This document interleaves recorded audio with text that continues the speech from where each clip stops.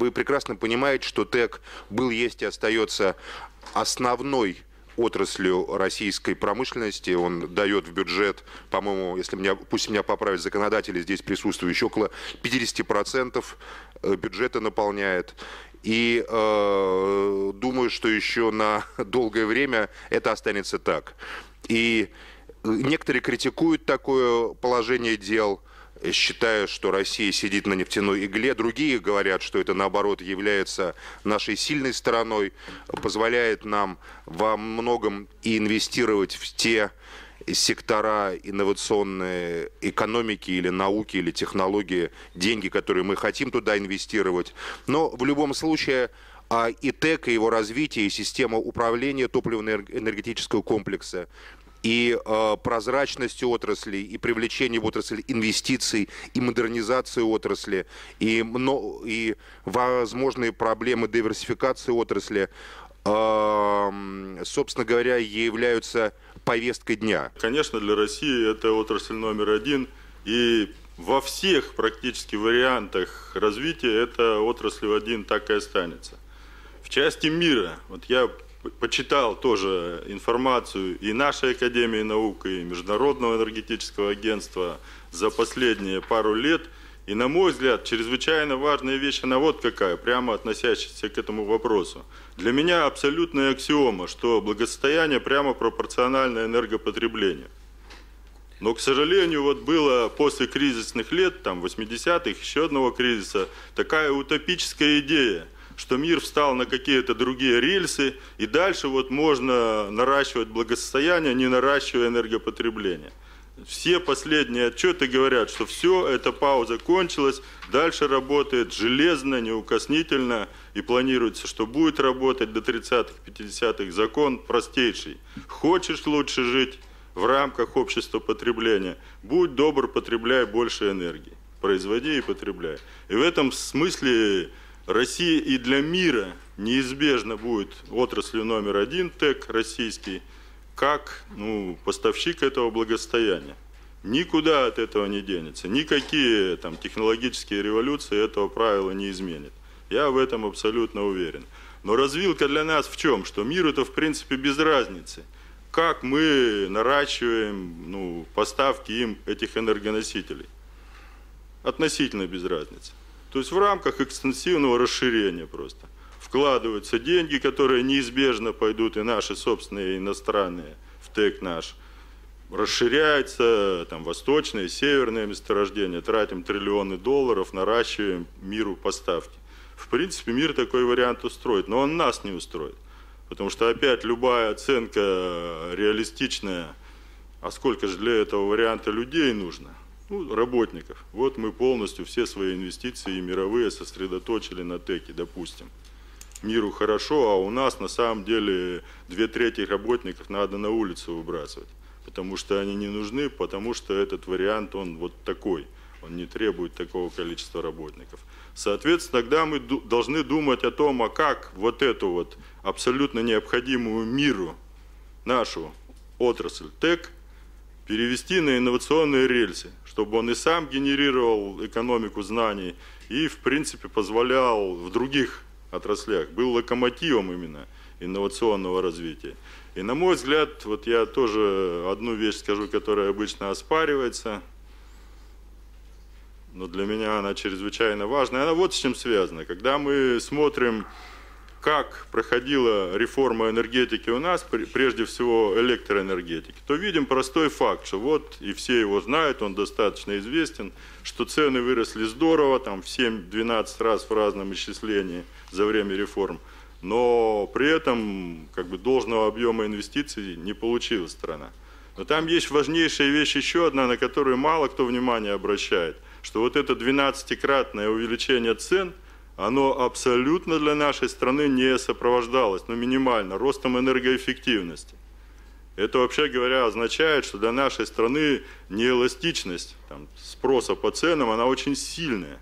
Обстоятельства разные, их разбирать профессионалам нужно.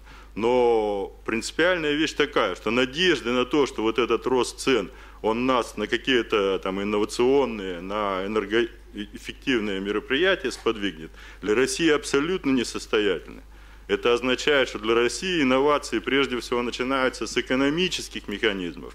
Мы должны четко сказать, что там элементарное рыночное ценообразование, оно вовсе нас никаким инновационным вариантом не сподвигнет в ТЭКе. Что на самом деле придется существенно в этом плане экономические механизмы, стимулирующие менять. И на мой взгляд, это вот ключевая инновация для ТЭКа.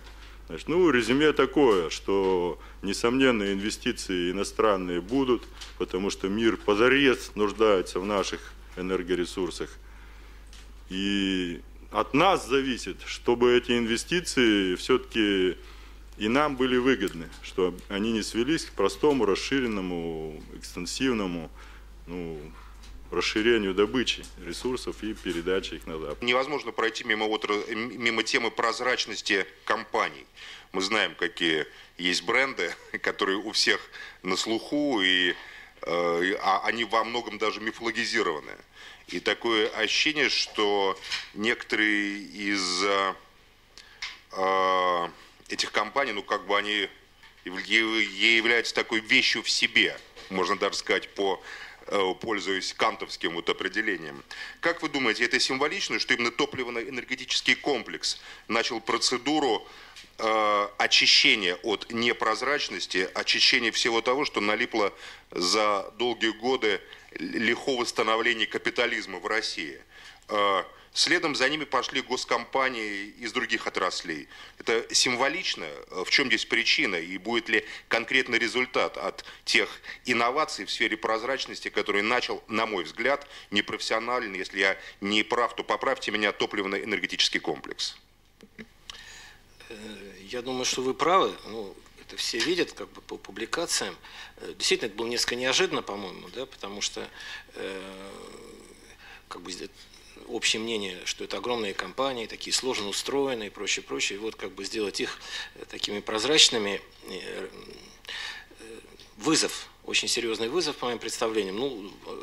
Процесс действительно этот начался, но я не думаю, что он должен как-то ограничиваться топливно-энергетическим комплексом. Это общая мировая, вообще говоря, проблема на самом деле, потому что у нас не могут быть в ТЭКе только маленькие компании, у нас должны быть такие серьезные очень конгломераты, потому что это глобальная конкуренция. Как их организовать, то есть как сделать эффективный менеджмент в этих компаниях, это, я думаю, сегодня будет обсуждаться все, потому что мы знаем о очень радикальных реформах, которые происходят, например, в электроэнергетике, и гораздо менее радикальных в других отраслях. Здесь нет стандартного подхода и нет стандартного такого ответа на этот вопрос, как вообще в любом сложном таком на самом деле. То есть надо исходить от реалий, от профессионализма, о котором говорил Иван Дмитриевич.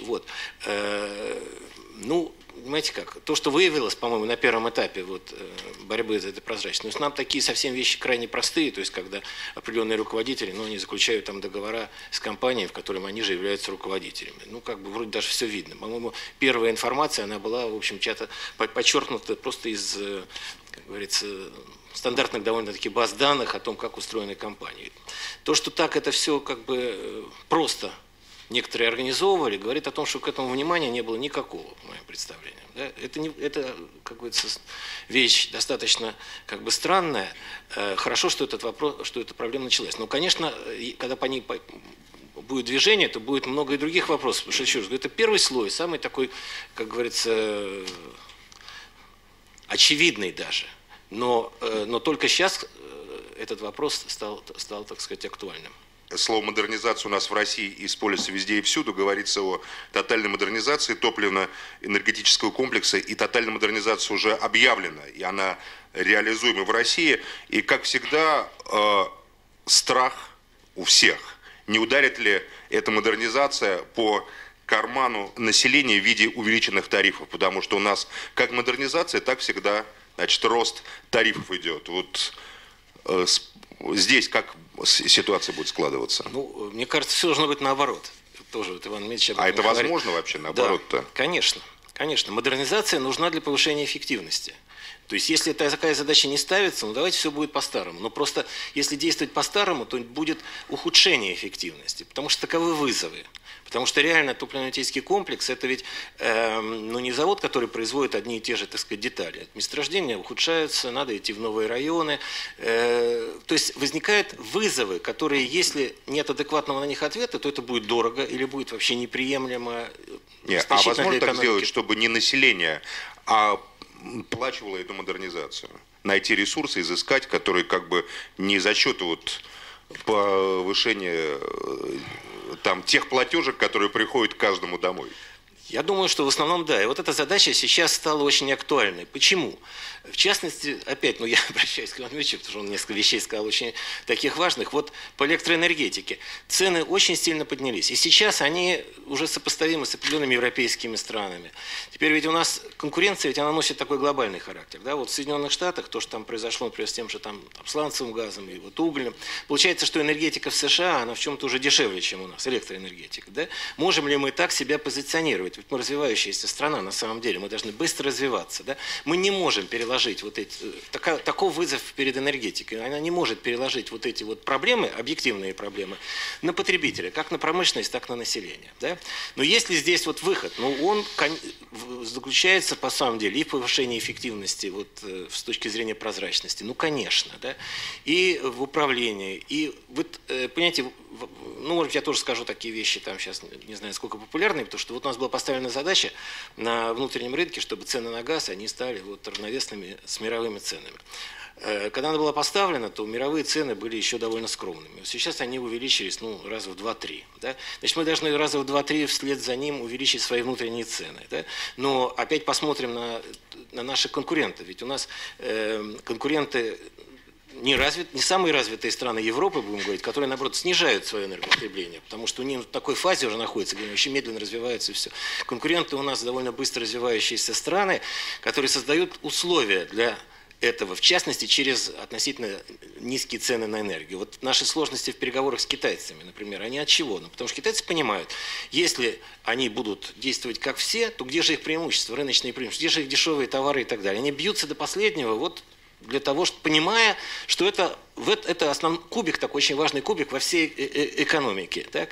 Ну и мы должны понимать, что мы вышли, еще раз говорю, на уровень уже такой и ценовой, и затратный, да, который очень чувствителен, в принципе, для экономики. Если у нас ввод новых мощностей в электроэнергетике дороже, чем в мире, что мы хотим тогда, так сказать, с точки зрения затрат? Значит, нам надо сделать, чтобы он был дешевле. Когда разбираются с этим, то выясняется, что у нас миллион препятствий, да, трудностей. Там, у нас, в частности, вот это выходит на то, что у нас высокие процентные ставки по привлечению кредитов и нет длинных денег и так далее, и так далее. Да? Но результат-то такой, что мы тогда не конкурентоспособны. Да? То есть в экономике все очень сильно связано. ТЭК, будучи таким вот важнейшим кирпичом, он и несет на себе все эти проблемы. Я не могу сказать, что, понимаете, все проблемы и все возможности, все ответы в ТЭКе. Да? Вот давайте работать только эффективно. Как-то начинается анализ, то выясняется, он выходит на смежные отрасли и все прочее. Такого системного анализа и вот как бы системной вот этой, будем говорить, модернизации, ну, пока, по-моему, предложено не было. И даже в программе 2020, по-моему, этому уделяется минимальное внимание. Ведь это основная,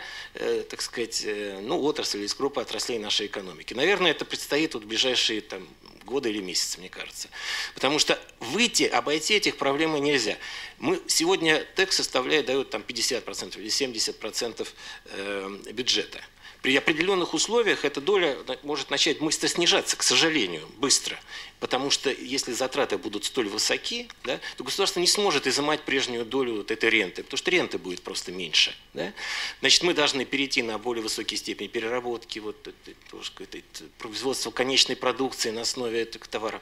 И такие технологии, которые позволят нам добывать, будем говорить, более трудную нефть или там, более трудный газ, не повышая затраты.